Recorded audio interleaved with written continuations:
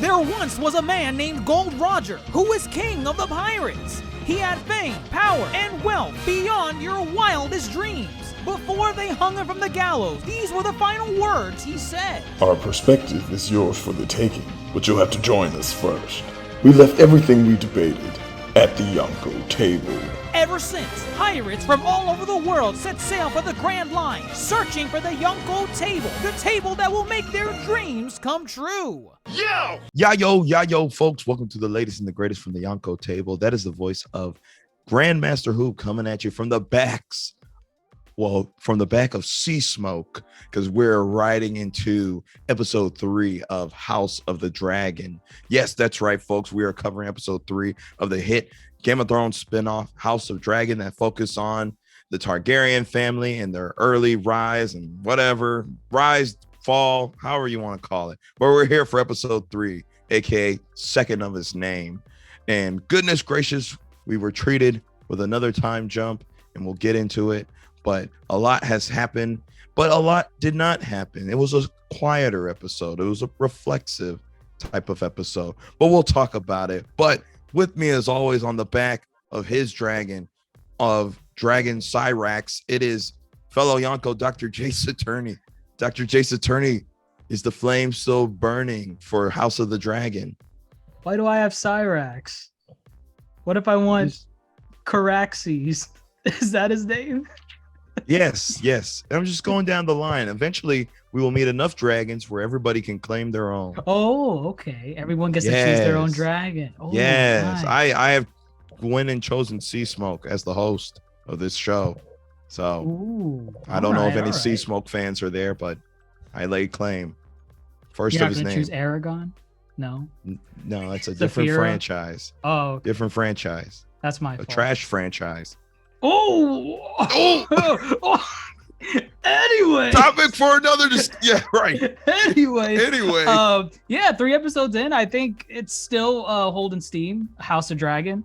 And I think we got a lot to talk about. I don't think it was a quiet episode. I feel like things still, progress forward. Not in a bombastic way, like I guess like bombshells that were dropped in episodes 1 and 2. But I still think it was a fantastic episode. But I will further explain what I mean by quiet as we get into this. But yes, without further ado, House of the Dragons will always deliver. Game of Thrones will always deliver. But listen, we have some supernovas joining us today. Let's see who's going to be joining us at the table of the High Council. All right. Okay. Yes. Quieter is maybe quieter is not the word, but I will explain further on. But let's get into this as far as where are we now? I like setting up the stage as far as what has transpired. Let's fill in this time jump. It's 2 years now. It's been 2 years. Aegon's 3. No, but it's his second birthday. It's his second birthday. It's 2 years. He's 2 years old. The little head. Oh, okay. Aegon, right? Aegon. Right, yeah, because that was 2. But are we sure that she got immediately pregnant? I thought it was 3 years, but I could be wrong. Oh, okay. That's a fair assumption. Well, so it's his second birthday. Yeah, it's his second birthday, but 9 to 12 2 months years must have and some transpired. change. Well, Yeah, because she's probably pregnant.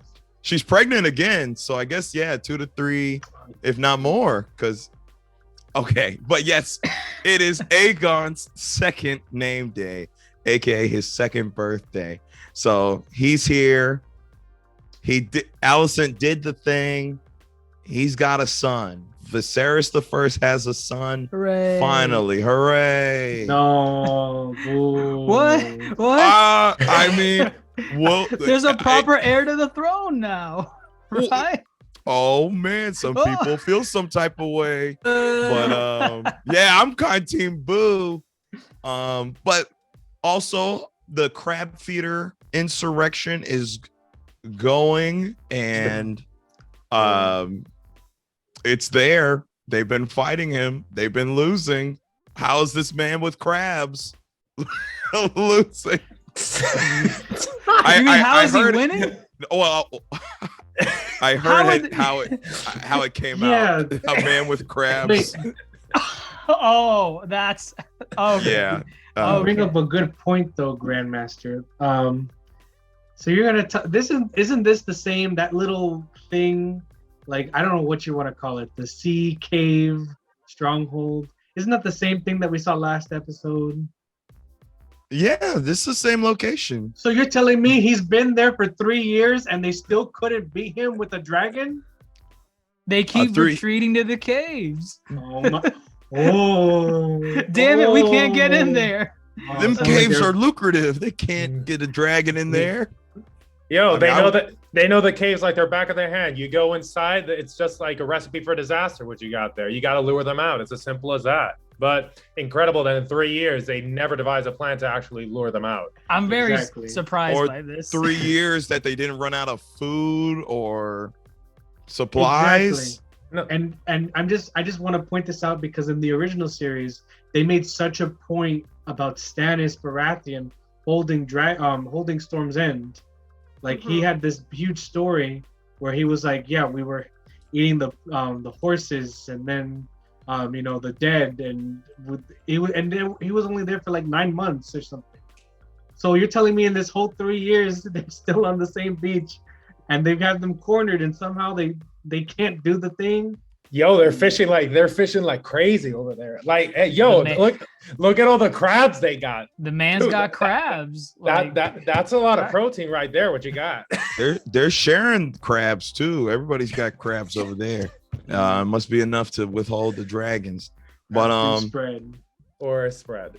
Daemon is the wild card. You know, he was brought in by Corlys, but even with Daemon, they're still losing.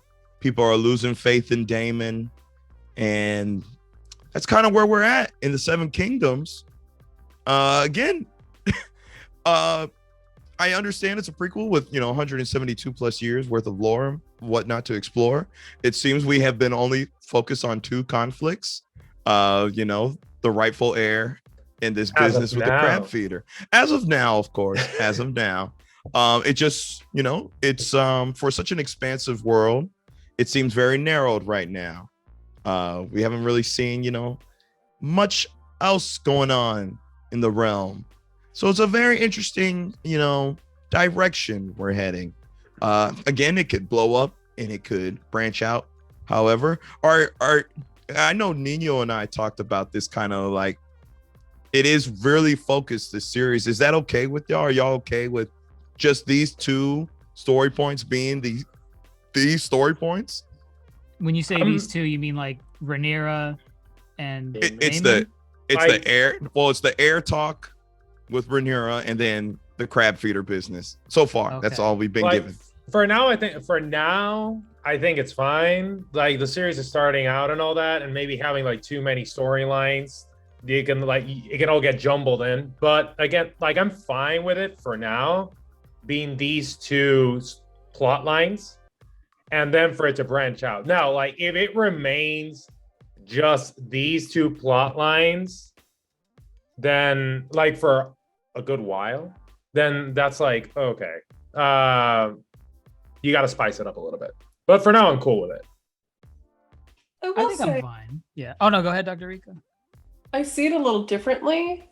I mean, I think that's the overarching theme is similar to Game of Thrones, is who's going to sit on the throne at some point. I see it as the different paths to what the potential end could be. Like, and I think this episode actually did a really good job of exploring some of that. We have Viserys, who is the current king, and, he has instilled his daughter as the heir, but now he has the son. So there's this kind of push and pull of, do I kind of live up to my word, or do I follow the path of tradition? In addition to, I guess we'll get to kind of the dreams at some point in time in terms of what he'd seen and his own idea of a prophecy. And then we have, so his struggle with that, along with just his role as king and etc. and the relationships and whatnot and dynamics that come with that. Then we have Rhaenyra, who is currently the heir, not really being treated as such. And so she's trying to figure out like, who am I as a result? And I think this episode really explored a lot of that is, okay, if I have technically this role, but it doesn't feel real. It doesn't feel grounded. I don't really feel like I'm being respected. And now I'm being asked to marry and live up to that type of tradition. And it's not something I'm interested in. And then we have Daemon, who is that, like Grandmaster already said, is that wild card, who is rebelling, trying to create his own path that looks, and I think we will talk about the ending and kind of the results of him trying to cultivate his own identity while still being very much tied to his family. So I think there's a theme, but the plots kind of the way I'm not the writer here, and maybe Nino will have more to offer in terms of that. But I think being able to explore the characters around this one big theme is really interesting to me. That I don't mind that's just the focus, that there is that one or two main kind of plot, but I think it's broken up in different really interesting ways.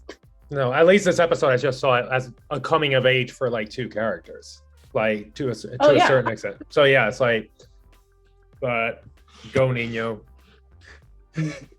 I it's interesting that y'all mentioned that. I like the idea. I just feel this episode, and I know we'll get into it. I made notes. I'm gonna point it out.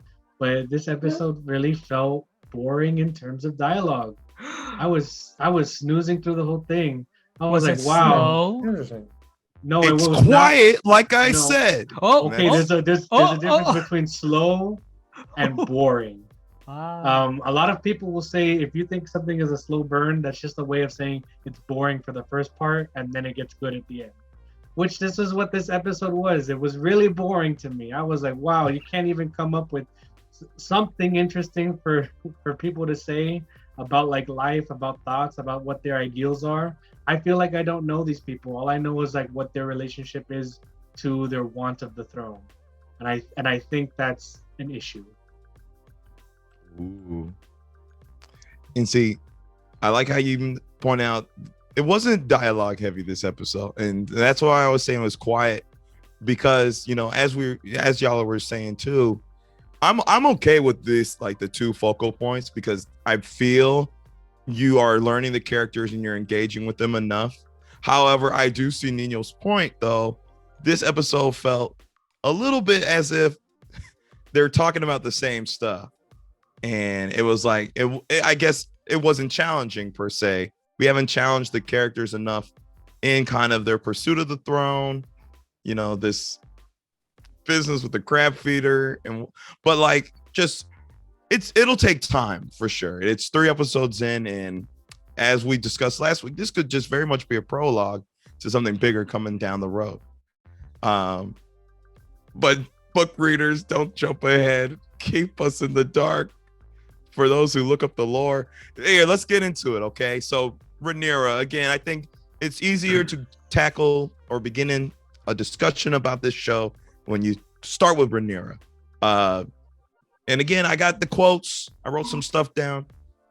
She hit it home when she said, "No one's here for me. Ain't nobody here for Rhaenyra. At least it doesn't show."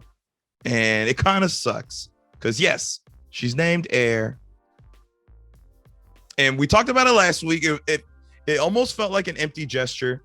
It was also to spurn Daemon.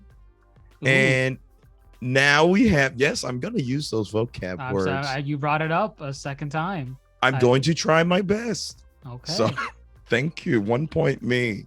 To spurn Daemon. And now Aegon is born. And everybody's like, oh, Aegon's gonna be the king. Forget what Viserys says. And then we get our first Lannister, Jason Lannister, and his proposal. And goodness gracious, I'm not a fan of. I love Tywin and Tyrion and Jaime and Cersei, and that's about it. Everybody else can go eat it. I hate them. Why do you hate him? I don't know, man. The way he was talking to her, like, Castle Rock has a nice view of the sun gaze, and I don't have a dragon pit yet, but I'll get one. We'll get one. Why would you need a dragon pit? He Like reminds me a lot of, pretentious, man. he reminds me of Prince Charming from Shrek 2. Yes. I like him in that regard. I get that vibe too. I don't like it. And it was like they gave you the worst person to possibly try to court Rhaenyra and really make a mockery of her ascendance. Like, you know, this guy, he's just a douche. He's a douche. He's just rich. That's what he is. He's a rich white boy. That's what he is. It was bad. It was cringy, and I hated every moment. And You don't now want I to see feel any more of him? I feel for I hated him when he showed up again. I was like, get out of here. And then he had the nerve. I hope going forward that we get a miniseries on Jason Lannister. Thank you. Oh, Thank you, Nino. No. Why not? He made that spear for Viserys. Fringe of Thrones. Who cares? And no, even more important, he paid for somebody to make that spear. I think that Exactly. owning money is the most important thing in this world, and that's why he should be made. Thank you, Nino. Definition of privilege. Finally right there. making some sense on this table. You're a fool. You're a fool of your team. There it Jason is. Lannister. You cannot You be- finally said the thing. What, fool? What is that, Yeah. a bingo word? Listen, do you feel for Rhaenyra? She's alone. And now, again, like, you know, and then you had people in her ear like, yo, did they ever celebrate you like this? And she's like, well, who cares? I don't remember. And neither will Aegon. It sucks to be Rhaenyra right now. And she just wants her father to talk to her. What, Nino? I know. You're not team anybody. No, I know. but it's true. It does suck to be Rhaenyra right now. I just wish this episode was more about Rhaenyra and not about just how her life sucks right now. That's all. That's true. It kind of was like that. I mean, she was very mopey this episode. Can you blame her though? Yeah, of course. Like she was acting like a rebellious teen this episode. It's like, oh, like nobody loves me, nobody wants me, boo hoo hoo. I like, let me go on my horse and leave. It's like, honestly, I feel for her. I really do. But I do agree they maybe could have just like done a little bit more. But we'll talk about that later. I think in terms of her scenes, and then we get later on with the scenes with Kristen Cole and the Kingswood, and you know she's talking, and Kristen Cole's a good character. He's good. I like him. Common born. He has his head on straight. He seems to, you know what I mean? Like he brings up a good point. She's like, oh, do you think that the Rum will accept me as their queen? And he just kind of like, he knows the answer is no, but then he says, they won't have a choice, Your Grace. And I was like, yeah. Good point. Exactly. Plus one, and I was like, if you would have said anything else, then I don't think she would have been, you know, making goo goo gaga eyes at you. So were those goo goo eyes? I got a little bit of goo goo eyes. I got a little bit. Eyes. I will say, when it comes to Rhaenyra, the part that was a little disappointing, and I get this is the structure of they're trying to speed up time towards I guess maybe a different plot or whatever's happening in the future, but I wish we would have gotten more of the interaction between Alicent and Rhaenyra, especially right after kind of that bomb dropped at the end of last episode. I think we saw some of their interaction, that things are cold right now. But I would have loved who wouldn't? Yeah. I would have loved to see reactions at the wedding and the year after and what it's like when she found out that she was pregnant. So I think we really speed track, whatever the phrase is. We got very quickly to 3 years later and missed a lot of that dynamic, and that relationship was very interesting to me in the first 2 episodes. So I did miss out on seeing some of that. No, I agree. We were treated one moment with Alicent and Rhaenyra in the beginning of the episode when at the birthday before the hunt, where's Rhaenyra? Where is my daughter? And she's out there having the bard play songs, and it was Now that we talk about how much they're fast tracking, I think it would have been good to just really kind of see, just kind of that aftermath, because we didn't. This is what we got here. We got Rhaenyra, come inside. Your father wants to see you and celebrate your brother. And then she's like, just keep playing, Bard. Keep playing. And then she's like, stop. And Alicent goes, stop playing, Bard. And Rhaenyra, she tried it. She said, your princess says keep playing, so you can keep playing. And Alicent, stepping into her own, is like, well, your queen commands you to stop playing. And you see, I would have loved to see a build up towards that dynamic in that relationship instead of just getting it. Because yes, that's a good indication about where things are. But damn, I feel like it was just 2 episodes ago. Oh wait, no, it was 2 episodes ago that they were having this very like queer moment under the same tree, and I was just like, oh wow, yeah. What is? That's yes, right. yes. I forgot about that. Yes, they just threw that away. Y'all said it was nothing, and I was like, I don't no, know. It I looks like thought something. it was something. We all Who said said it it was was I want to something. ride on the back of the dragon. Yes, that they have a very intimate relationship. They clearly had something. I mean, Yeah. I thought they had something, and then now it's just like, I'm your But- queen now. Like, I don't know. I just wish we would have gotten a little bit more time, because there are such good, interesting ideas about how to treat people. Like, but again, the show is about the throne. The show's about, fighting the patriarchy. Yes. Which I can get to. I brought it up to GrandMasterHoop, but I'll get to it maybe at the end of the season. I'm gonna give this show a little bit more time to give it a try. If you like to hear more of Nino's back thoughts, you can go log into www.ninobackthoughts.com, and that's where he posts all his extra thoughts that you don't hear on our podcast. So there you go, folks.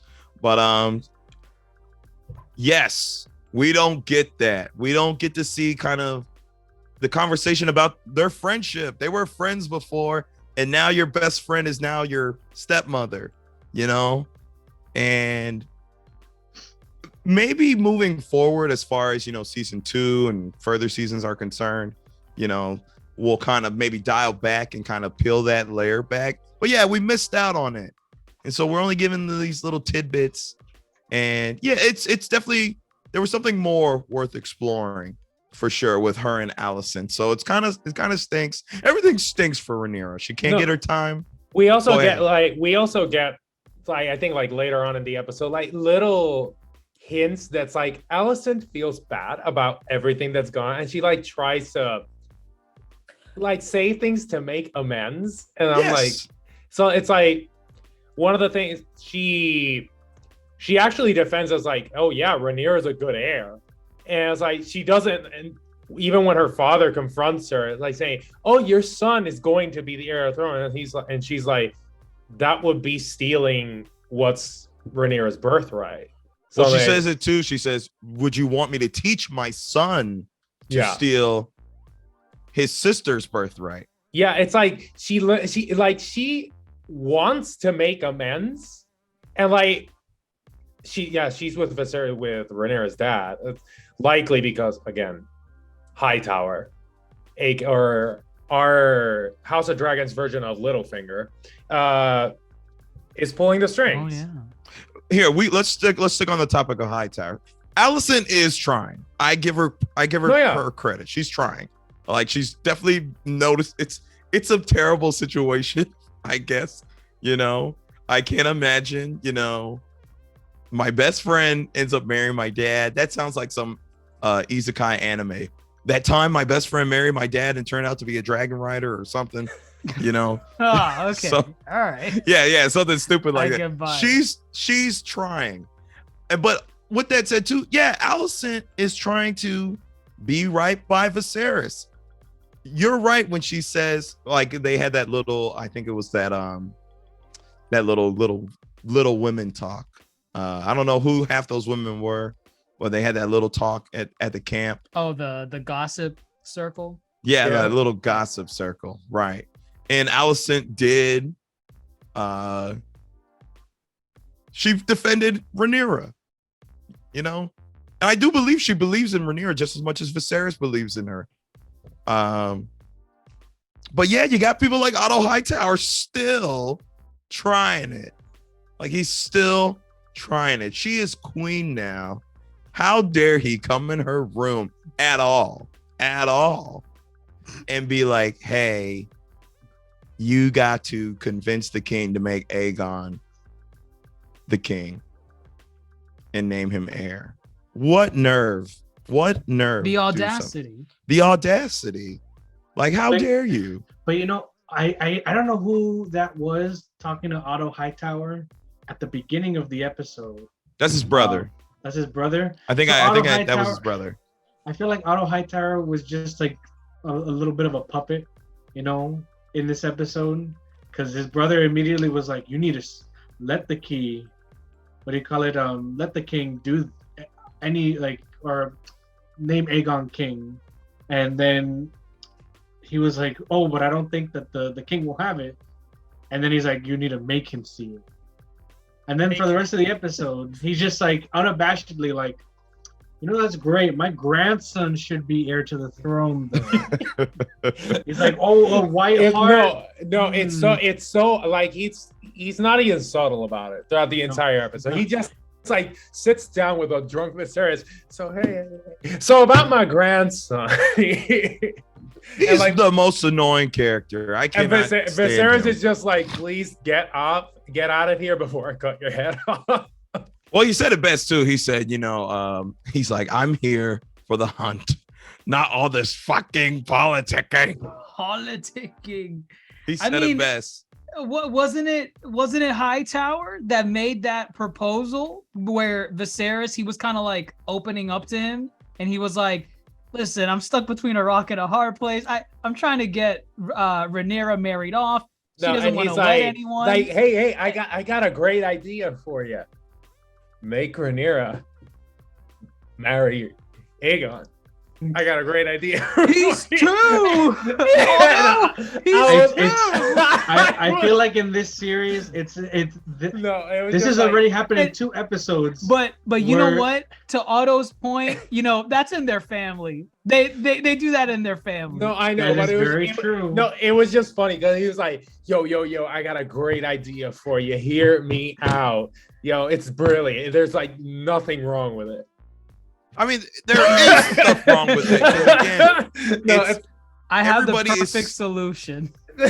Everybody is scheming to just get Rhaenyra to not be the heir anymore. Basically. And yes, it is in their family, I guess, to wed their children. Again, Targaryens are weird, but yes, he's 2. Let the boy live. Let the boy. The boy hasn't even eaten. He wants to keep eating porridge with his hands. What does he know about marriage? I will say that specific scene, I thought the actor that plays Viserys had a lot of like just really wonderful acting moments. His reaction right after that was great.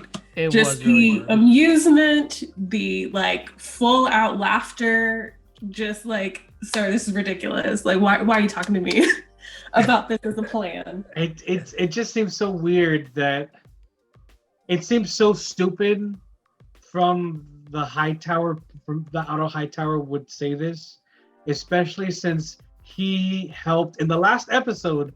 He helped Viserys kind of steer him away from marrying a child, and now he's like, because it's to his convenience. It's as simple as that. Right. Like, he plays to however it benefits him. It's like, yes, like incest is bad unless it's my grandson. Well, it's his favor. I don't even think incest is like a word here. I don't, at least not in this time and age. It's just a natural thing Targaryens do. It is, but yeah, they don't get too fussed about it. In Westeros, you can't be gay, but god damn it, it's a God-given right to bleep your sister. Can you really not be gay in Westeros? It's looked down upon. The only place really? Yes. It's like it's like in Bravos or Essos. Or Dorne, they're- Dorne. All of them are gay. Oh, and Dorne, that's where they like, they frolic everywhere. But That's where it's the like, Mandalorian over in Martell was like, yes, I make love to everybody. Yeah, yes, I'm whatever his name is, the Red Viper. I got a Viper for everybody.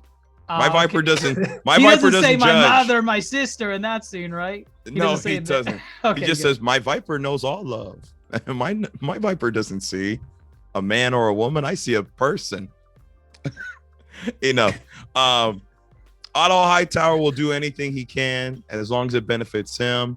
Even wedding off his grandson to his daughter-in-law. I don't freaking know. Let's get into Viserys. Viserys did have some strong moments. This man just wants a break, man. He's like, all right, I finally got a son.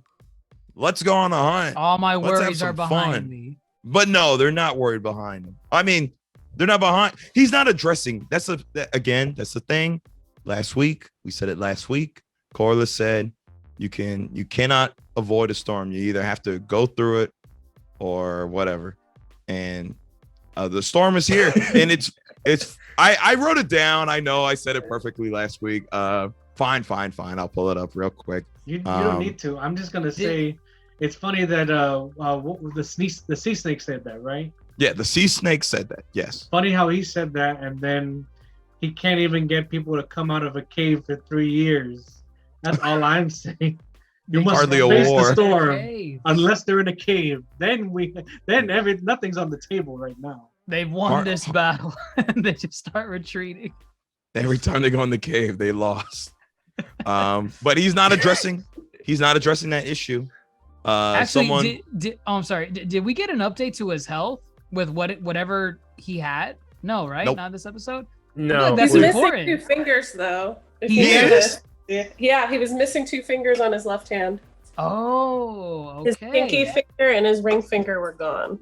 Really? It's spread. So Wow. we'll say something that Nino, I absolutely agree that there were some dialogue moments that we were certainly missing. I think there were some visual cues that I did really appreciate. With he's missing 2 fingers. I'm sure we'll get around to the heart, brown heart versus white heart, Yes. etc. So there were some really interesting things that we saw, at least visually. But yes, he is missing 2 fingers. I did not know that. And now it's yeah, like I was looking kind of like looking for it and I didn't. So good. And here's I think so, right? here's another critique of this episode. Perfect place to put it in. I wouldn't blame anyone if you didn't notice it. You want to know why? This episode was dark. Whoever did the long night, they did this episode probably too, because I could not see anything. They didn't. I looked up the director. The director is new to this franchise. They did last week's episode though. They did last week's episode. I don't know why it got so dark from one week to the next. As far as not seeing it through the darkness, I think it's just something that Viserys puts a lot of things off. And it seems like his health is something that he's putting off to the side. He's putting off this problem with the crab feeder to the side. He's really trying to focus on Rhaenyra and Aegon, but he's got too many people in his ear. It sucks to be Viserys right now, but Viserys can't complain. He's king. I mean, you can complain, but then you got to just let other people run your kingdom for you, if it really is come down to that. It really is a sort of Damocles kind of lesson. This is, how they always said how Star Wars were retellings of Greek myths. I kind of think that this is really a sort of Damocles retelling. If you want to refresh everybody on the story of Damocles, because it had like I think a jester and a king, and the jester was like, "You have no worries, you're king. Who cares about that?" And he's like, "Okay, I'll let you be king for a day, and I'll show you how tough it is." And then the jester sits in the king's chair the next day, but there's a sword literally hanging over his head that could fall at any minute. And then everyone wants to come and greet him. There's like a bunch of sex workers wanting to come and have sex with him. There's a whole bunch of people wanting to do things for him, and he's still freaking out about this sword over his head. So by the time the real king comes back and says, "So how do you spend your day?" The jester was like, I don't envy you. And he's like, good, because that may be real for you and it's real for me. It's just metaphorical. Everyone's coming for me.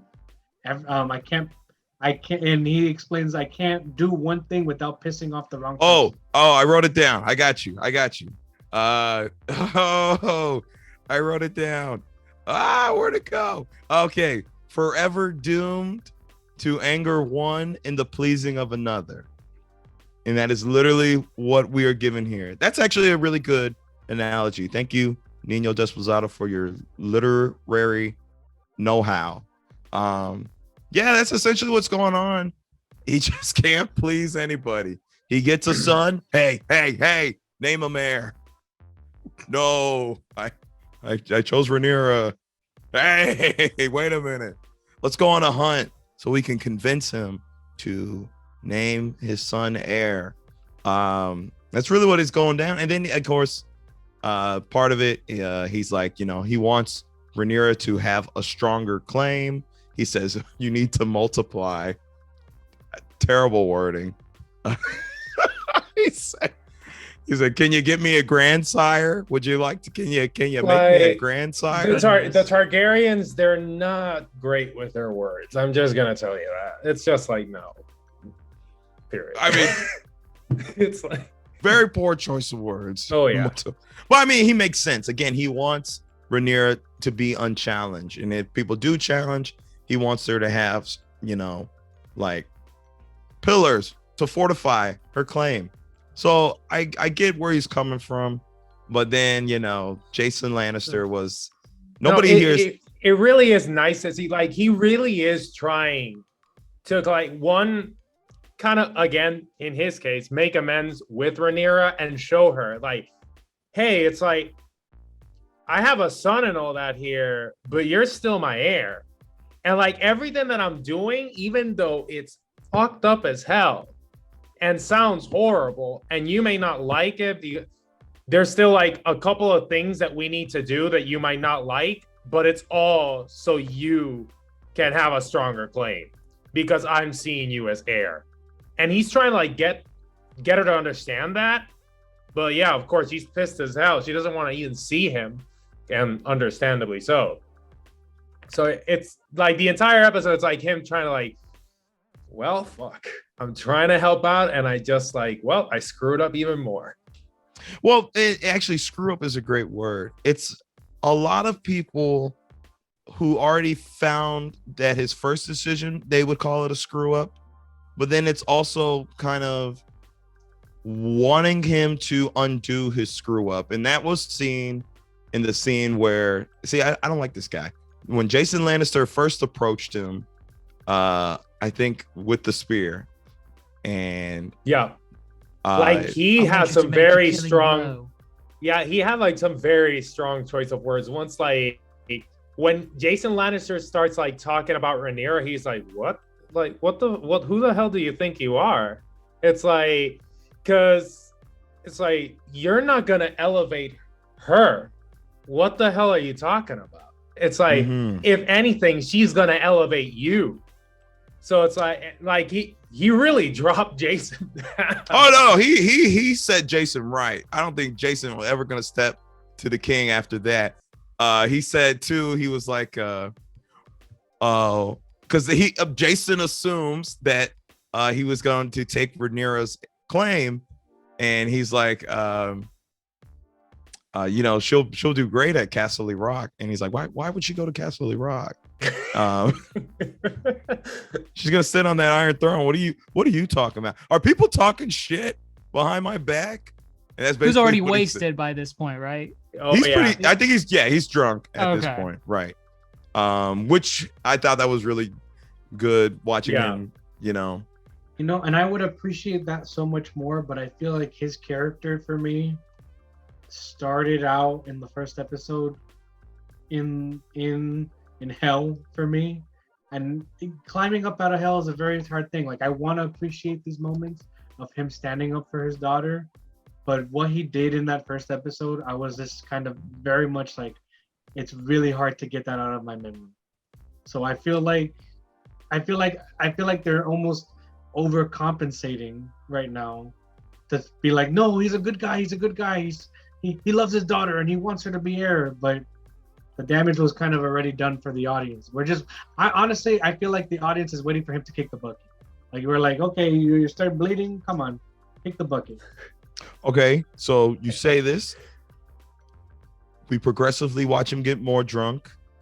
And then he goes out to the bonfire and has a conversation with Alicent. And you were saying, you know, what he did in the first episode makes you feel this way.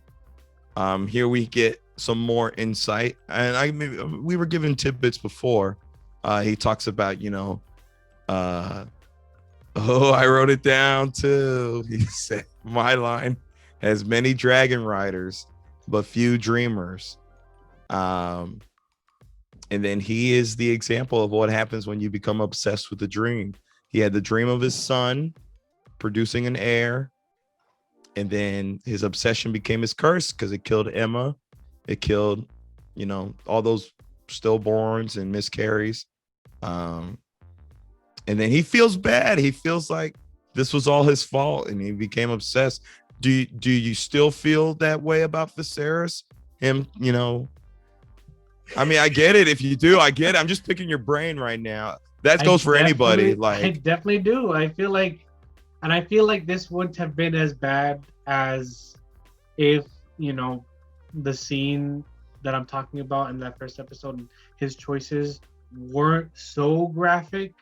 I feel like if he had showed a little bit more compassion, then, or hell, you know, if we have seen his progression towards this point instead of time jumping everywhere. Oh, but you know, I guess they couldn't make, you know, this series how they wanted to. I'm just saying it would have been interesting to see him get to this point after the really horrible decision he had to make in episode 1. I mean, I agree. Time jumps take away from that milking phase. Yeah, it feels like that. It feels kind of rushed. Again, in like his, you know, redemption or whatever. He still hasn't really redeemed himself, but it's like, well, it makes you question. It's like, you know, here he's clearly remorseful about everything. Yeah. Was he remorseful 2 years ago when he was betting Alicent Hightower? I don't know. You know, but it's coming out. What, the decision in episode 1 or the decision in episode 1 and becoming obsessed with that dream? Yes. I feel like he was always remorseful, wasn't he? Regarding, I mean, I think so. I mean, that's what I got. I don't know. I think he's a man that's just trying to make the best out of a shitty situation that he keeps digging himself deeper and deeper into. Like these are choices that he's made himself and he has to live with them. But I feel like he's honestly trying to make the best of them. I don't think he's the worst person out of the cast that we have so far. There's just so many terrible people that maliciously go out of their way. I mean, Otto's our default. Like he's just a terrible person all around. But I do agree that the time jumps kind of take away from those moments where you can kind of pick away at people's brains and see like what they're thinking about in the moment. Cause like, is every episode going to be a time jump? Is that confirmed, or is I think it's going to stop when certain characters age up a good amount to like their adult? I guess Rhaenyra as an adult. Rhaenyra, right? Alicent, and the Velaryon children. Okay. They're all going to age up. Who's going to play Rhaenyra in that part? Do we know? Emma Darcy? That sounds right. I looked up like a photo of her the other day. I forgot her name. Okay. And what I was going to say, I think the interesting thing about, especially the bonfire scene, is I kind of get the feeling that the series doesn't. He mentioned, like, you know, my bloodline is a line of dragon riders. There's not as many dreamers. And it kind of feels like, because he hasn't had a dragon since his died. And I don't believe there's been any attempt to connect again. So it almost feels like part of the latching on to the dream element is like, this is how I verify myself as a Targaryen. that I have this particular gift, because the typical way to which we would kind of showcase our power in our station is through dragon writing, and I don't have that anymore. So because I was so focused on trying to, renew my ties to my own bloodline, it resulted in the deaths of many, many children, to try to fulfill this prophecy that I kept dreaming of, but also the death of my wife, which now my daughter resents me for, because she did. Rhaenyra had some dialogue that kind of alluded to the loss of her mother, and it wasn't the first time, and I imagine it won't be the last. So I think that was the interesting thing. I think I find a lot of the characters very interesting. Whether I like them is a whole other thing. But I do find Viserys interesting in that way, that is specifically in that bonfire scene, to get a little bit more of a peek into what he's thinking and how he's functioning. Even if I know there's so much we lost in the jump to 3 years. He always has that conflict between tradition and family. Like, that's like super apparent, because it's like, he's trying to make amends with Rhaenyra, but he still is the king and still has to kind of fulfill his roles as king. But the traditions, if he follows the traditions of the king, he's basically hurting his relationship with Rhaenyra and estranging her even more. Because like last episode, they were talking like, hey, he actually like makes amends with her when it regards to her mother. And like, it was like, yeah, like there's an emptiness in the keep since she left, and they finally find some common ground, and they're like, okay, and he like tells her, the reason I made you heir is because I really think you're gonna be a great heir.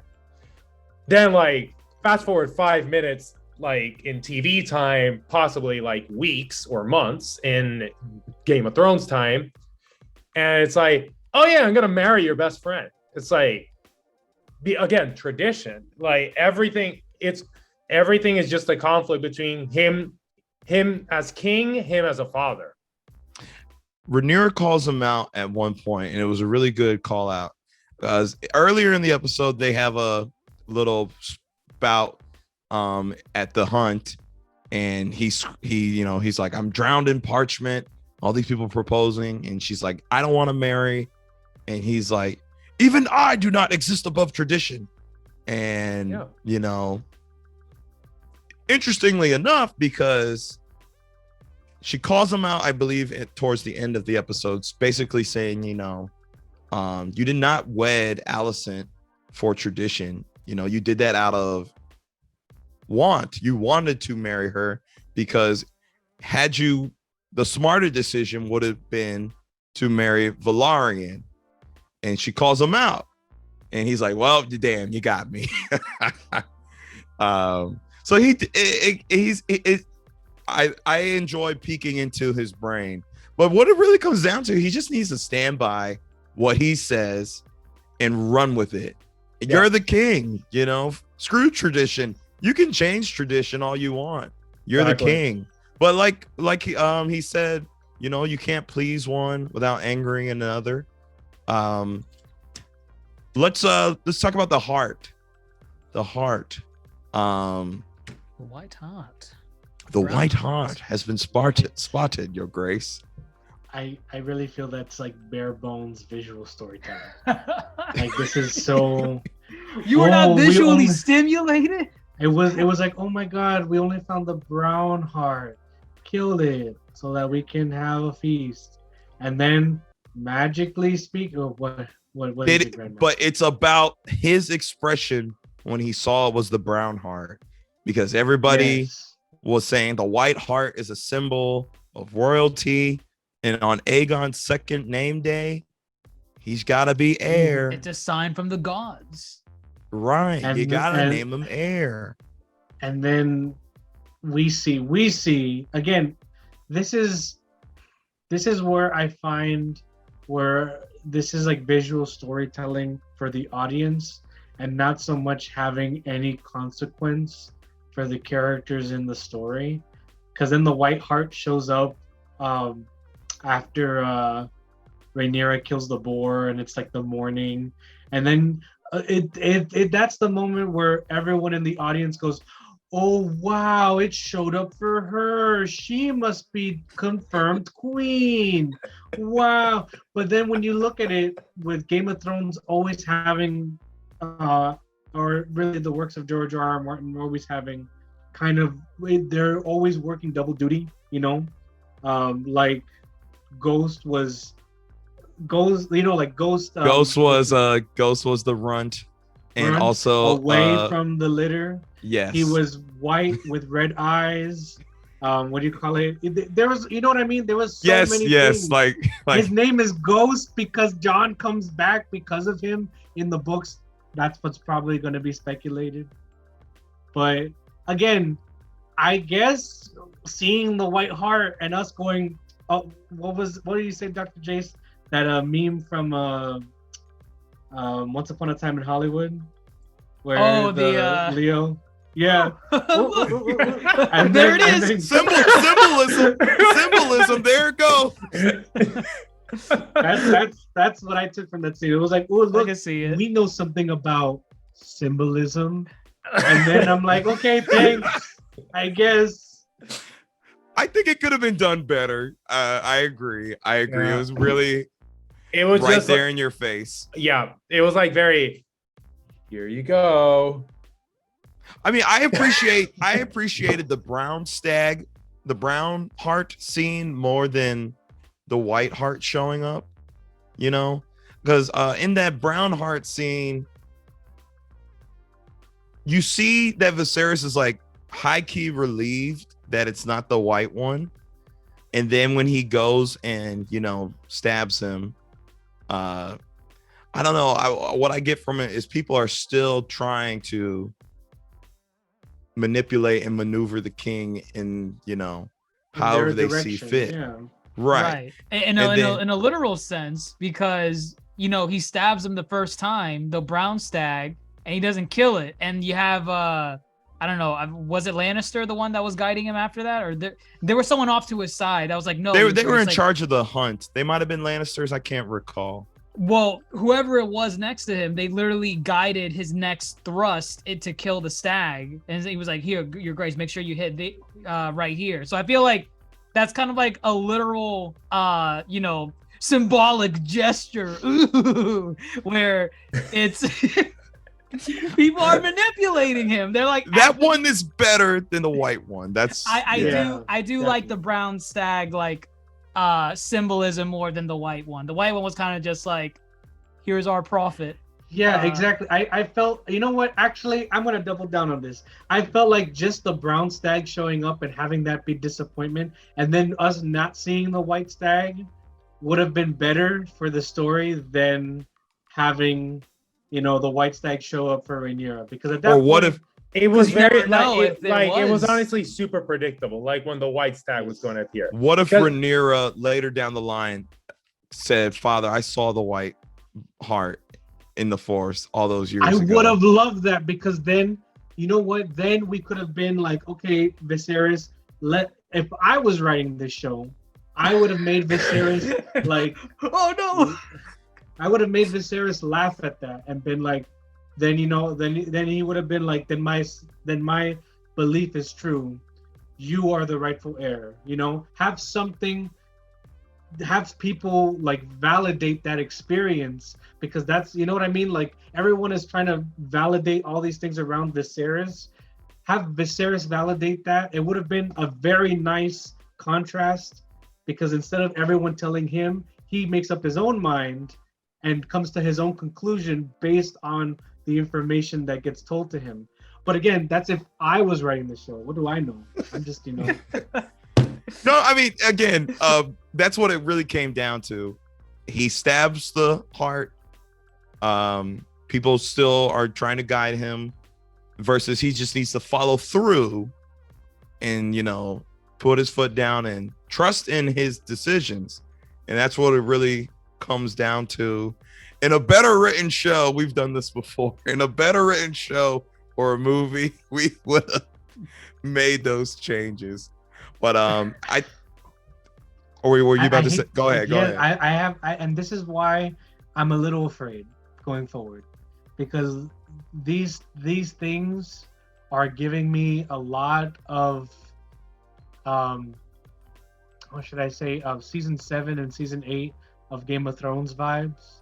The stag, Really? the white stag, is very reminiscent of Arya seeing Nymeria with her pack, and then it never gets addressed again. It's very reminiscent. I'm just when I saw that, and then I saw it led to nothing. I was like, uh-oh. And of course, maybe it's gonna pop up out the line, down the line. But I'm just I'm seeing the writing on the wall, and I don't know if I trust, these people. Of course, if this is a collaboration, I don't blame any of the people who work hard on this. I don't want to dunk on them too much because they really do seem like they care. But I hope that if anyone's listening out into the ether, then maybe when you're writing the second season, you can take some critique and make it even better. That's always just listen to this podcast. We got to get this out to. I'm gonna send this to Riz Ifans, the guy who plays Otto. Maybe he'll take it to the writers' room. Funny enough, we don't really talk about headlines. Just a quick tangent: the showrunner is not returning for season 2. Well, one of them is not, right? No, the showrunner is not. No, there's two of them. There's two of them. I thought there was 2. No, I thought it was just Miguel. Miguel Sapochnik is not coming back. D&D are coming back. Stop. No, No. never. Never. No. What would you do, Grandmaster? What would I do? What would you do? I would unsubscribe. I can't. That really stick it to them in their taxes. I can't. If they do ever come back, I can't wait for the next season of House of the Dragon to just be half the season will be, because you have no cock. That's the half the season. That's their writing style. Very true. If you go watch, there's a recap video, and they becomes all cock jokes. But yeah, interesting. How it moves forward. Allison, I think a little last bit on Allison. She tells him, hey, do something. Go make a decision. Follow through, she says. Is the crab feeder, is it better for the realm that the crab feeder thrives? Or, or is it vanquished? Or is he vanquished? And he's like, damn, I like you, Allison. You're smart. Wow. Notice how she also didn't go in there and say, hey, make our son heir. Yeah. She said, screw you, Otto. There are more. I feel like she understands that there are more pressing things than this family's squabble. Yes. Right. Yeah. And I feel like she's the only one who knows that. I feel like Viserys knows it, but he doesn't I feel like Daemon's assessment of him is true. He's weak and he's easily manipulated. Well, again, he's getting in, as you called it, the petty squabbles. He's more concerned about Rhaenyra and her inheritance, and then people are talking to him about Aegon. Hello, 3 years they've been fighting over there. People that are just in caves for 3 years, and they're losing from a cave. They're losing to a cave. Like the more I think about it, it's just like, how? I mean, they show they have ballistics. They shot down some ships. No, but it's like, are you serious? Like, can't you just I don't know, smoke them out? No, not even that. Like a dragon with the long neck that they got can just crouch down.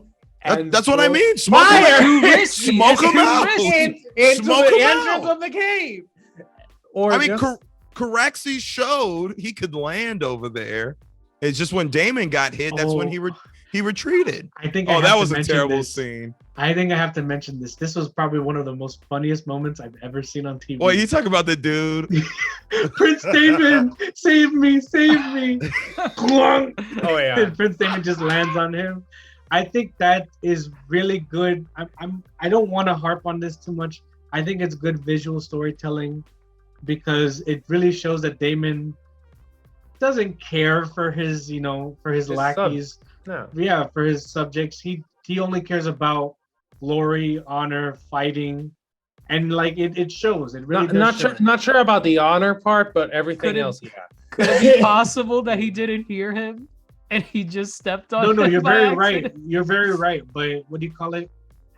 I think that he didn't hear him at all. But I also think that I think if he what did do you hear call him, it? he probably still would have.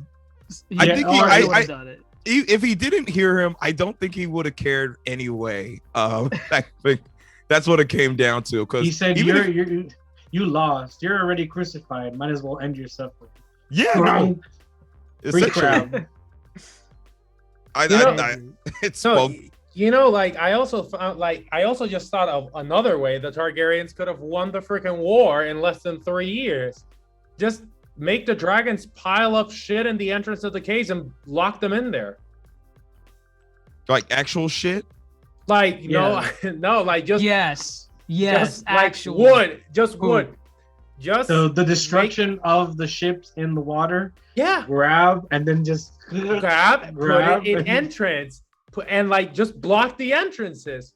That's it. You lock them in the cave, they're gonna die. You're giving these writers a lot of credit, saying how this could not have been plausible for them. I think there's probably a reason they couldn't do something like that. Why didn't we show this? It's easier to write all the things that I'm saying than for us to believe. How the hell are these crab dudes winning after 3 years of just like, let's go back to the cave?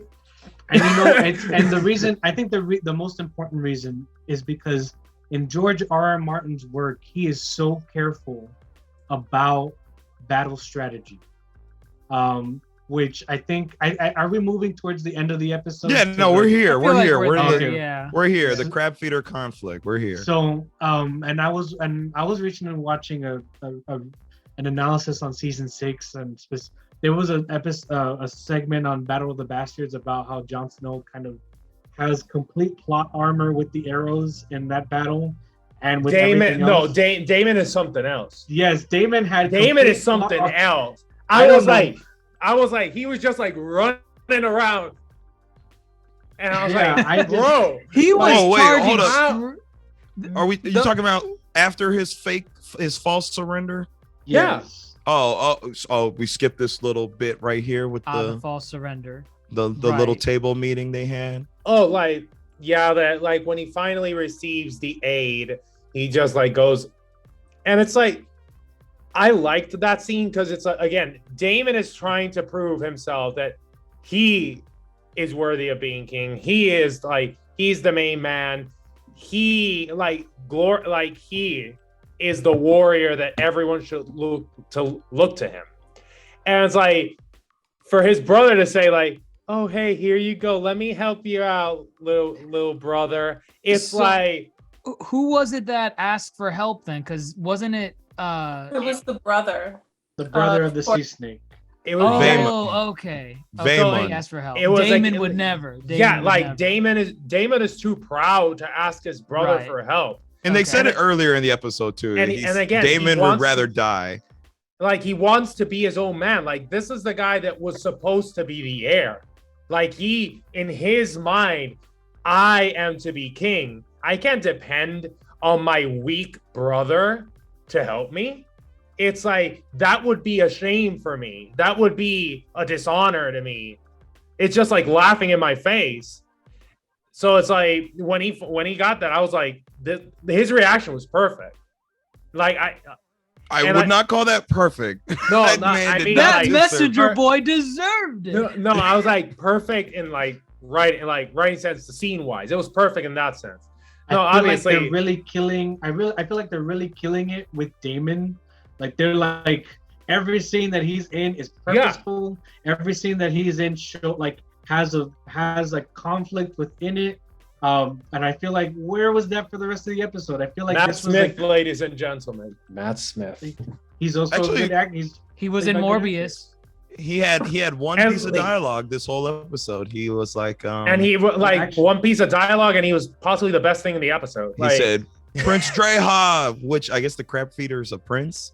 I didn't know that. He said, "Prince Drehar, come out, face me." You see, it would be really wonderful if we didn't have so many questions on this war, on this battle.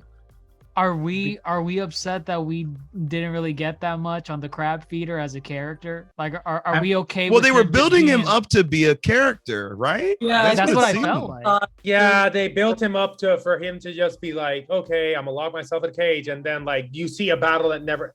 Well, no, you don't see the battle between him and Daemon. That Daemon just You comes see the out result. yeah, the Daemon just comes dragging basically 1/3 of his body out.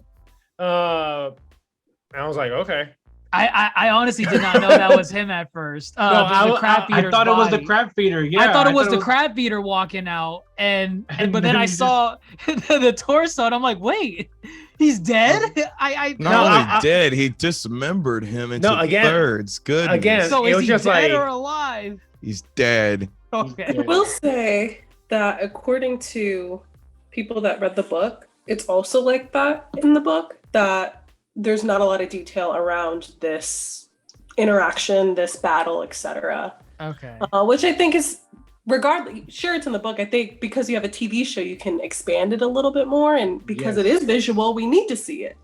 So there were some really cool parts of having the first really big battle set piece. I think there were some disappointing parts too, as far as like, you did set up this character. We saw, it felt like it was building up to at least a season-long type of skirmish. I would have liked to know like his motives at least. Why does he feed him the crabs? It's like, you know, I am the crab feeder. No, it's Face like, my again, crabs. you know, I like. I have Plus, crabs. like, Everybody look, should have crabs. I was fell like, in a the well full guy- of crabs when I was a Like child. the guy has this mask that like he's deformed. Like Well, the guy has so much potential. Like for you to put like a really tragic backstory as to why the hell he hates the Targaryens with a passion, or something, and they didn't do anything. Well, the whole reason, it's nothing to do with the Targaryens and everything to do with money. So the reason why this started in the first place was because the stepstones is basically the like middle point between shipping lanes. And so initially the issue was that he was stopping the sea snake from being able to kind of get his goods and have everything that made him rich, and then taxing folks, but then moved it up to like pirating, as far as like stealing highborn folks, selling people, all of like slavery, etc. And so that was the issues. Now we're like starting to mess with people's money, and had nothing to do with the Targaryens. I don't think there never would have been a point in which like the crab feeder and his lackeys would have gone to like say Westeros. It's all about the money in that specific area. Okay. I think being able to explore that a little bit more would have felt helpful. And even so, I think even the battle, exploring the battle or the war that was going on in that cave entrance, even in that war meeting would have been the best time. They would have been like, they could have. I know people give a lot of like slack for, or give a lot of flack for shows that kind of drop in exposition, but it could have been like a moment where they were like, damn, like I wish we had, more, like they could have really set the mood for us. I mean, what they could have established like, why has this been going on for 3 years? Yeah. It's like, give us a little bit of context. Maybe this guy's just a brilliant strategist that's outsmarting them. It's just like when we are on our One Piece Chronicles podcast, shout out to, our podcast, listen to our One Piece episodes. When we get to a big scene, we got to set the stage. They didn't set the stage for Gotta this. build context. No, they set the stage. They literally said one man surrendering will draw out all the forces out of the caves, out on top of the rocks. Avoid one man, all arrow fire. Dude. Completely. and he was looking for dragons too. He's like, no dragon. no dragon, No dragon. right? Because dragons can't cover a good amount of distance in a short amount of time. It takes them forever to fly. They got to be like, hounding around the corner somewhere. Or you would hear them in the sky like, right. So they said, send out everybody because Prince Daemon No, is yeah. here surrendering. Yeah, it was just like there were so many like plot holes in that entire fight that it was just like, this is laughable. I mean, it was cool. Like, no, like, okay, no, It yeah. was cool. The scene where he not even that he dodges the arrows, that every arrow misses him. Except three. He got hit by 3. Of course. None of 3 them out were of fatal. That's at more all. than Jon Snow got hit in the Battle of the Dude. Bastards. No, but like this is just like Daemon is literally running in a straight line. It's not even zigzag. He's running in a straight line, killing all these guys. Like, again, these guys just like have their swords up in the air, like, hey, just like slice me up. Strike me. It's like the archers, they had their inner stormtrooper just go out there and let's miss every shot. It's like, dude, it like that. The entire battle scene, it was like cool to look at. Don't get me wrong, Very but cool to look at. Cool to look at. But once the aesthetic part got out, it was just like, wow, this is laughable. I really wish we could have been a little bit more cerebral with, Daemon's approach, and maybe even have characters like emphasize how risky Daemon is being. You know what I mean? With his maneuver. That would have been, because then it would have been like, not only is Daemon like setting the stakes and being like, we have no more time for this. I'm already a laughing stock of an entire nation. And he's like, and now I need aid from my brother. You know what I mean? You could have said this, or at least made it visually interesting, which I feel like they did not. They did not tell the story. Things just happened, but it was very cool about things that happened. So again, I mentioned, the episode being relatively quiet. A lot of instances in this episode, we get kind of folks' silent reactions. We didn't talk about it, but real quick, Rhaenyra and the boar, how she was just lashing out at the boar after he had one last squeal. You progressively watch Viserys get more drunk to the point he's pouring his own cup, and he's just like, screw it all. And then you get Daemon's silent reaction when he gets the announcement that aid is coming. So I think you get the idea that 1, he doesn't want aid, of course. 2, he wants the respect that he so much feels he deserves. And then 3, he wants this stuff to stop. It's the crab feeder. It should not take 3 years to beat this guy. However, they're losing. So he's got to prove himself. He does the death-defying stunt. And again, it draws everybody out. They bring in the rest of the army. And then, what's his name? Lenore? Lenore. He's cool. I didn't realize he had a dragon. So that was him? That was him. Okay. Yeah. I was wondering who that was. Because at first I thought it was Viserys. I thought it was Viserys too. Why is he riding? I thought that would have been Rhaenyra. That would have been a great moment for Rhaenyra to come in and be like, yeah, oh, I have a dragon. But then when I saw it was a man, I was like, oh. Yeah, I thought at first it was Rhaenyra, and then I was like, oh, this is not Rhaenyra. So it was Lenore cool, though. is Targaryen? No, Lenore, he has Targaryen blood. Yeah. Okay. He's Rhaenys' son. Whose son? Rhaenys. Oh, okay, got it. Right. Okay, yeah. So technically, he is Targaryen, I guess. So he can ride dragons. All right, I didn't know that. Yeah, if you have any ounce of Targaryen blood, you're good.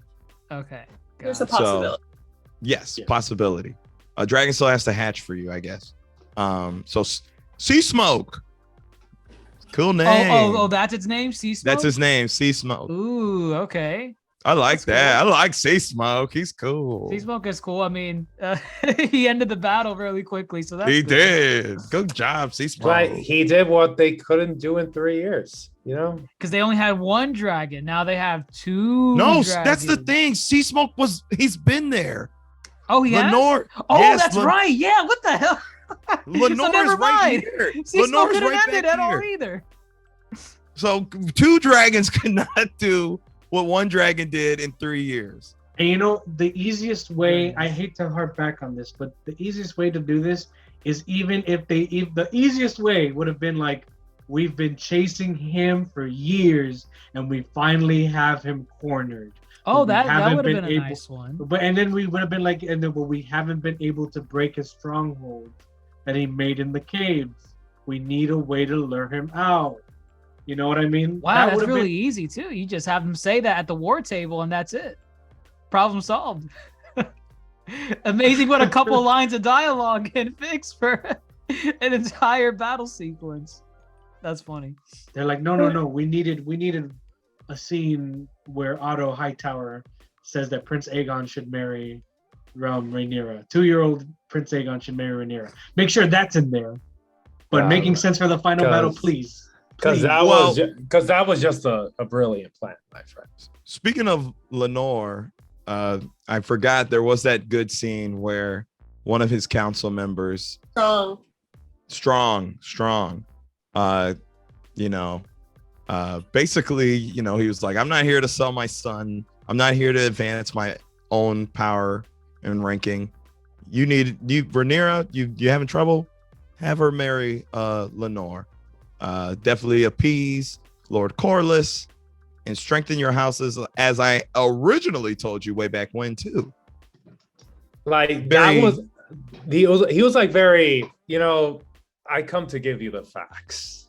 Well, and again, he was like, not to tell you I told you so, but hey, like here's another plan. Well, I don't think it was a I told you so. It was, hey, you didn't listen to me before, but the opportunity is still here with Rhaenyra. Like he's the smartest man. He's like the smartest man in the room. The guy. He's saying like he's playing 3D chess with all these idiots. I don't think he has any motives, but I think he is loyal to Viserys, and he's just like, hey, Rhaenyra, Lenore, boom, 2 problems solved. Because Otto Hightower just wants what's best for him. And fucking politicking. Again, Otto Hightower is House of Dragon's Littlefinger. That's it. I think it's way too soon to call anybody the rank of Littlefinger. No, I mean like the type of character. I'm not saying like for real he's Littlefinger. I mean, that's every Game of Thrones character. I think Littlefinger is a class of his own. He literally set in stage a lot. I feel they're trying to make him out as a Littlefinger of this show. No, Littlefinger is Littlefinger. This guy's Otto Hightower. He's a pice of shit. You really in like his own class. I think Littlefinger's a great character. I agree. He's a great character, but I'm just saying what I see that they're trying to do with this character currently. We shall just see. As someone that's like scheming constantly. Yeah. Okay. I could see it. I wouldn't compare him to a Littlefinger right now, but I could see the writers trying to make him like that. Maybe he needs time to build up to that so that you could say, oh yeah, he is House of Dragon's Littlefinger. But I could see the seeds right now. I need a knife to the throat saying, I told you not to trust anybody, for Otto Hightower to reach Littlefinger status. That'll be season finale. Of knives. And I'm going to segue this to a blade. I did like being able to see Dark Sister. Who's Dark Sister? It's the ancestral blade of the Targaryen house. One of them, yeah. Oh. Which sister held Dark Sister? I think it's the older one that had it. Because, what do you call it? She had Dark Sister. Viserys? Yeah, Viserion. After the other sister died, and then she wrote it with it into Dorne. So wait, who was carrying it? Who held Dark Sister? It's what do you call it? Do you know Aegon the Conqueror? His sister / wife. One of them. Yeah. One of them had Dark Sister. No, but who was holding it in this episode? Yeah, who's holding it in this episode? episode? What do you call it? Yeah, Daemon was using it. Oh, yeah, okay. Daemon has it. It's cool. The hilt has dragon wings. It's a nice blade. It's a very nice blade. Okay, I did not. Okay, cool. Valyrian steel? Yeah. Yes. It better be. I would hope so. From being from High Valyria. But third dragon, 6 more to go. 6 more, yeah. Yeah. Are we wrapping up? Is this it? Did anybody watch the preview? I did not watch the preview this time around. I watched it. Yeah, I think there's another time jump. I think it seems maybe not as. It's not as big of a not time as jump. Wild, right? Not big. But I think there still is. Like yeah, and I think what do you call it? I think we forgot to mention this at all, but I think the name of this episode kind of seals it in stone. Even the episode's being very conflicting about who's gonna get the title of king or queen, because we have the white hart in the episode, but then the title of the episode is second of his name, which if Aegon ascends the throne, he would be second of his name, because Correct. he would be the second King Aegon. So Okay. what's happening there? What's happening? And there we see what is going to happen for the rest of the series, which I haven't read the lore or anything, but I think I know where it's going. I mean, I think I know where it's going to, because just of what we know, but I'm not going to confirm my thinking. All we know is this crab feeder nonsense is over.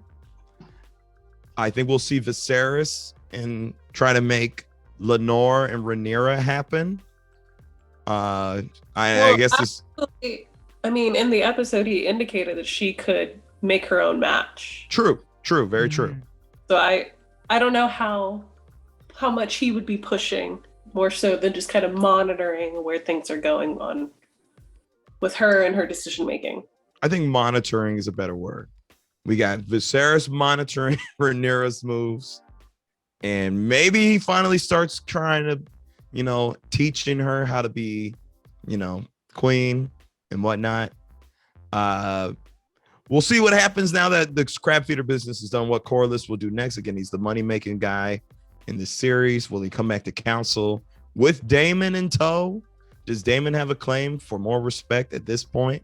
Yeah, because Daemon right now is a war hero. Correct. But he only won because of the aid he got from his king. But the aid. Did the aid ever arrive? The aid. Wait, that wasn't the aid? No, that was Corlys. Oh, never mind. No, never mind. Like, remember, like, that was the mess. Like, those were the messengers saying, like, hey, aid is on the way. But before the aid arrived, he already won the war. Yeah, the aid never came. The aid never came. So Daemon is going to be a war hero. Now he has something to, like, back his claim up, saying, like, hey. Actually, you know what? Okay, right. In the preview for the episode, they show Daemon walking up to Viserys, and I think he had like a crown on his head. Don't say anything. No, it was like a makeshift, like little. He had something on his head. I don't know if it was a crown. It was something oddly shaped on his head. I assumed it was like a trophy he made from his time with the crab feeder, and then he's like, "Look at me, Viserys," and that was it. That was the main point of the episode of the preview. That's it. So they're gonna clash. Right. It's now people now have some credibility to build off of as far as moving forward. But I think I think there's a battle sequence next week too. Oh, another battle sequence. A minor one. It didn't look too big like the way this one was, but it was. I saw dragons flying, and that was it. Hey, I'll take it. I like being introduced to new dragons. Sea Smoke looks like the biggest of the ones that we've seen thus far. So he's cool in my book. I like seeing dragons. I want something to happen finally instead of this back and forth between, oh, you're my heir, Rhaenyra. Well, you don't treat me like your heir. Well, treat me like your heir. I'll treat you like your heir. I want something to happen finally. That's all I want. Any final thoughts as far as anything? I would say a good episode, like an episode with good moments out of the three, maybe I would say the weakest of the three episodes. Not the best writing, but did have some pretty cool and epic moments. But let's see where they go from here. Like, I'm still hooked on the series. I'm more than willing to keep giving it a shot, and I am enjoying it. So let's see what they give us.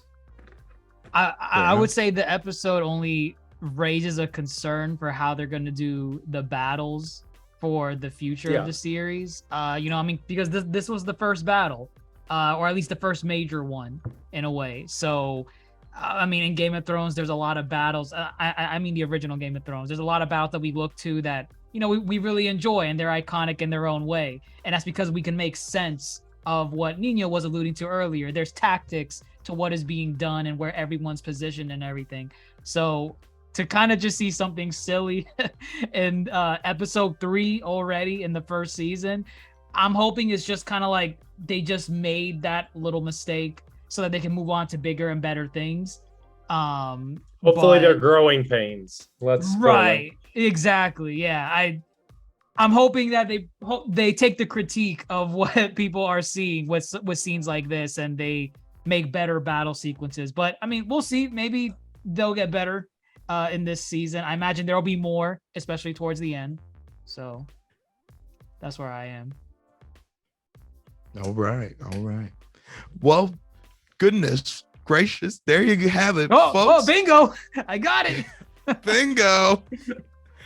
There you have it, folks. That is it from us here at the Yonkō Table, covering second of his name, episode 3 of House of the Dragon, the hit HBO Game of Thrones spinoff, coming at you every Sunday night at 9, and we'll be trying to come at you every Sunday night as well, or Monday night. Catch us when you can. But listen, folks, if you don't already follow us on social media, Facebook, Twitter, Instagram, TikTok, we got things going on TikTok. Make sure you follow us. Thank you for listening through your various podcast stations. And of course, if you ever want to join the discourse that you hear on the show, please join our Discord through the link below, and you can get into these little back and forths. We cover everything, and we will willingly say you are wrong in your opinion through Discord. So please join us when you can. But there you have it, folks. I am GrandMasterHoop, DrJaceAttorney, DoctahReeka, DrMondo, and of course Nino Desplazado signing out. Y'all take care.